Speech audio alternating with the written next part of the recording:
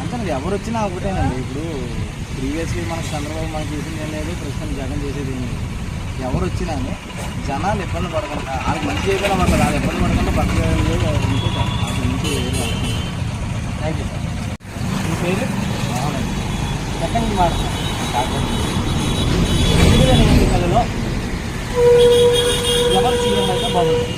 2024లో Chandrababu CM అయితే బాగుంటుంది. ఎందుకని అదని? చంద్రబాబు రాష్ట్రం అభివృద్ధి అవుతుంది. చంద్రబాబు చేసే కార్యక్రమాలు ఏమైనా ఉన్నాయా? చంద్రబాబు నాయుడు చేసి అన్నీ కూడా బాగున్నాయండి.